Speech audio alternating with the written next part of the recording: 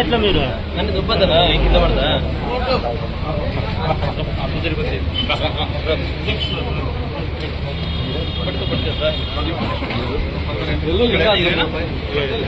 జాగ్రత్త కాలు బాగాలేదంట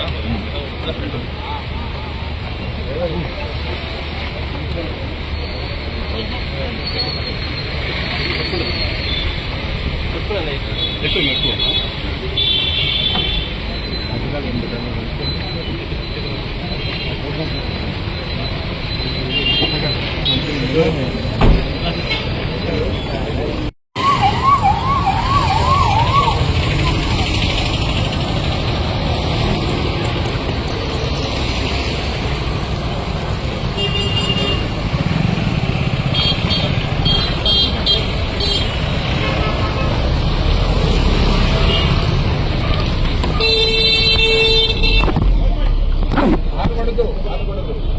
ముందు పోలా ముందు ముందర పంపి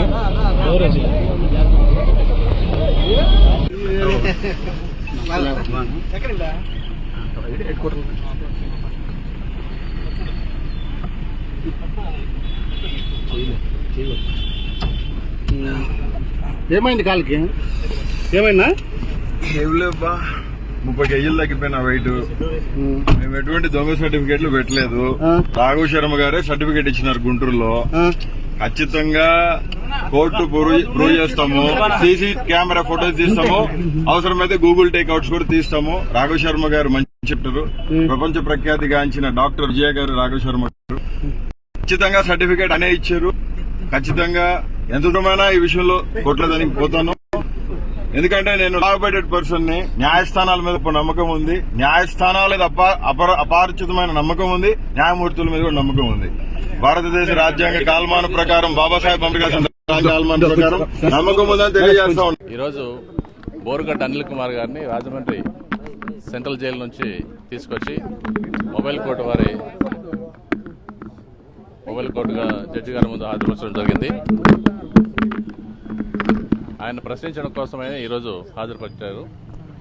ఎగ్జామినేషన్ అయిపోయింది. 30 తేదీ దాకా రిమాండ్ ఎక్స్టెన్షన్ చేస్తూ కోర్టు ఆర్డర్ చేశారు. అనంతపురం జైల్లోనే ఉంచాలని, 30 తేదీ నుండి విచారణ జరగాలని కోర్టు వారు ఆదేశాలు ఇచ్చారు. విట్నెస్లు కూడా సమన్లు ఇష్యూ చేస్తారు. అనంతపురం జైలుకే 30 తేదీకి ఉంది కాబట్టి అక్కడ నుండి మళ్ళీ రావాలంటే కష్టం అవుతుంది కాబట్టి అనంతపురం జిల్లా జైలుకి తరలించారు. ఆయన చెప్పే పరిస్థితి కూడా లేకుండా ఉంది. వాళ్ళకి పోలీసులు చాలా హడావిడి చేస్తున్నారు. అదే 3 టౌన్ కాదు, 4th టౌన్ ఆయన వాళ్ళ కేసు సంబంధించి ఎక్సైజ్ కోర్టు నుండి ఫ్యామిలీ కోర్టుకు ట్రాన్స్ఫర్ అయింది.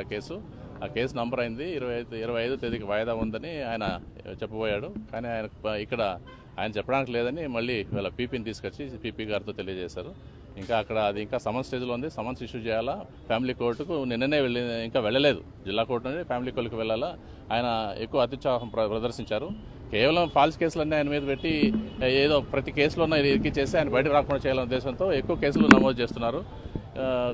ఆయన ప్రభుత్వం నుండి ఆయనకు ఒత్తిడి ఉండడం వల్ల, పొలిటికల్ ఇన్ఫ్లుయెన్స్ ప్రెజర్స్ ఉండడం వల్ల పోతురావు సిఐ గారు కూడా జడ్జి గారికి చెప్పబోయారు.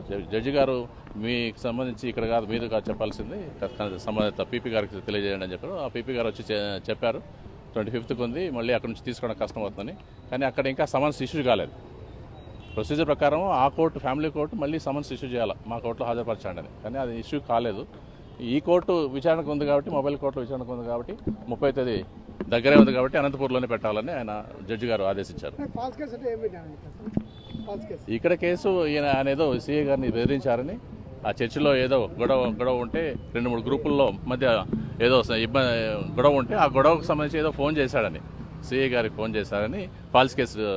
ఫోన్లో ఎవరు మాట్లాడారో తెలియదు, అది విచారణ జరుగుతుంది తప్ప తెలియదు. అది 4th టౌన్ కేసు. అదే ఎక్సైజ్ కోర్టులో ఉన్నది అది ఫ్యామిలీ కోర్టుకు, జిల్లా కోర్టుకు పంపించారు. అక్కడ నుండి ఫ్యామిలీ కోర్టు ట్రాన్స్ఫర్ అయింది.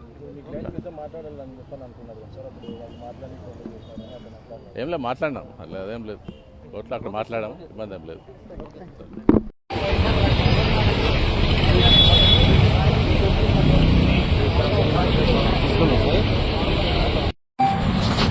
ఇది ప్లేట్ సైజ్ ఇది బాగుంది, ఫుల్ క్లాత్ ఉంది.